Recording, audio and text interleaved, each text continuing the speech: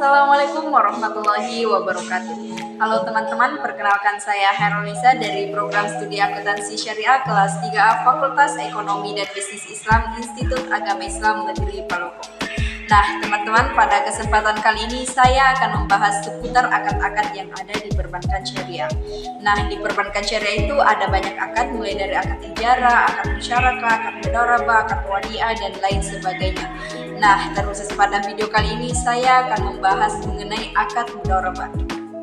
Baik, sebelum kita membahas lebih dalam lagi apa itu akad mudharabah, terlebih dahulu kita harus mengetahui apa sih itu akad mudharabah.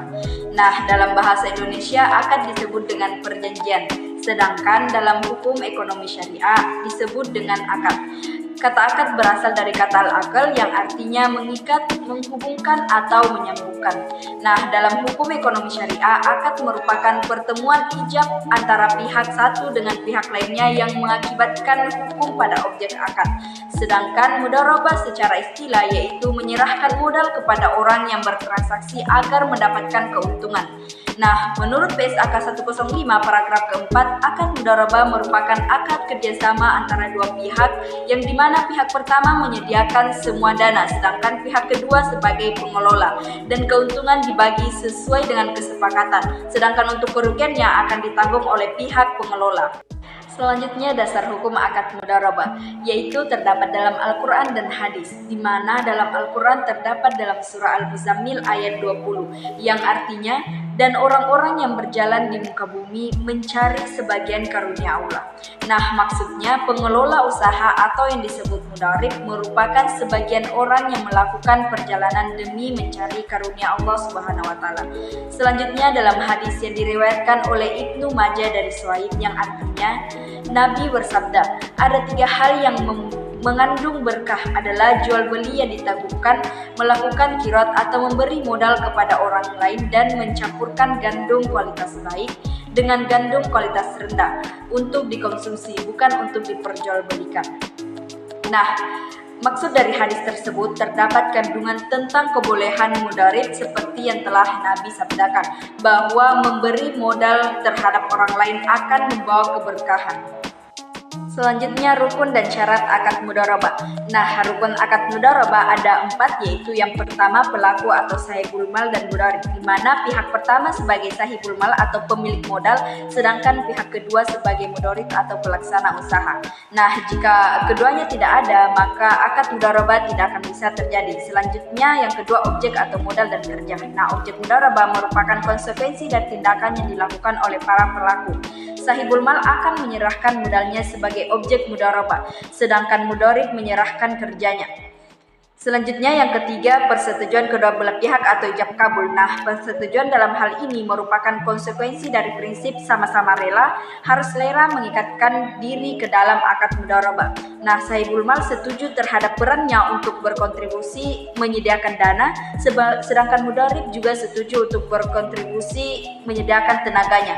Selanjutnya nisbah atau keuntungan. Nah, nisbah merupakan imbalan yang diterima oleh sahibul mal dan mudharib atas kontribusinya sesuai perannya masing-masing, sehingga tidak ada perselisihan pembagian keuntungan. Selanjutnya syarat akad mudharabah. Yang pertama, syarat untuk sahibul mal dan mudharib. Nah, keduanya ini harus memenuhi syarat, yaitu mampu melakukan transaksi yang sah secara hukum, dan keduanya harus mampu bertindak sebagai majikan dan wakil.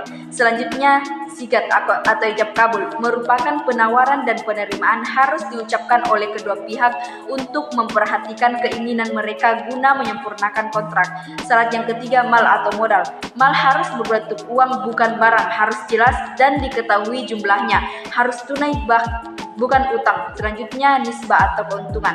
Nah, keuntungan atau kelebihannya didapatkan dari modal harus secara proporsional kepada kedua pihak sesuai yang dinyatakan dalam kontrak, artinya sesuai dengan kesepakatan.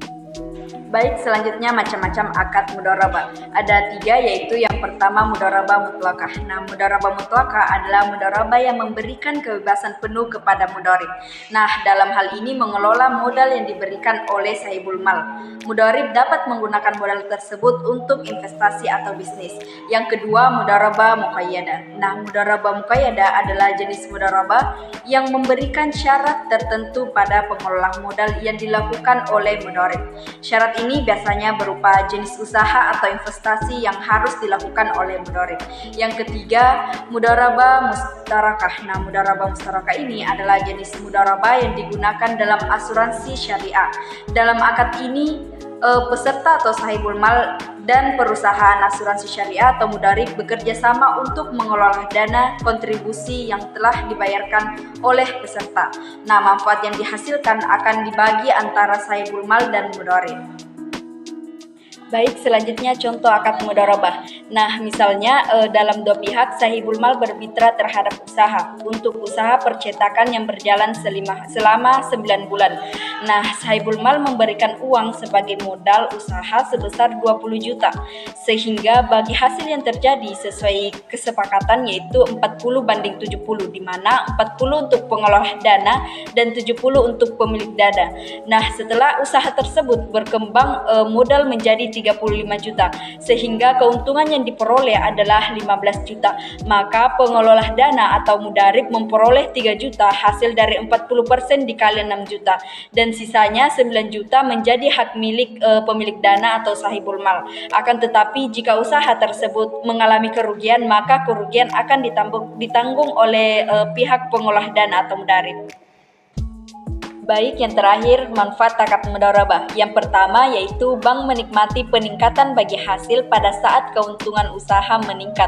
Yang kedua, bank tidak berkewajiban membayar bagi hasil kepada nasabah pendanaan secara tetap, tetapi disesuaikan dengan pendapatan atau hasil usaha bank, sehingga bank tidak pernah mengalami negatif spread. Yang ketiga, pengembalian pokok pembiayaan disesuaikan dengan cash flow atau arus kas usaha nasabah, sehingga tidak memberatkan nasabah. Selanjutnya yang keempat, prinsip bagi hasil dalam mudharabah berbeda dengan prinsip bunga tetap, di mana bank akan menagih penerimaan pembiayaan atau nasabah sesuai yang disepakati berapapun keuntungannya yang dihasilkan nasabah, sekalipun nasabah tersebut rugi dan terjadi krisis ekonomi. Selanjutnya yang kelima, bank selektif dan hati-hati mencari usaha yang benar, halal, aman, dan menguntungkan yang konkret.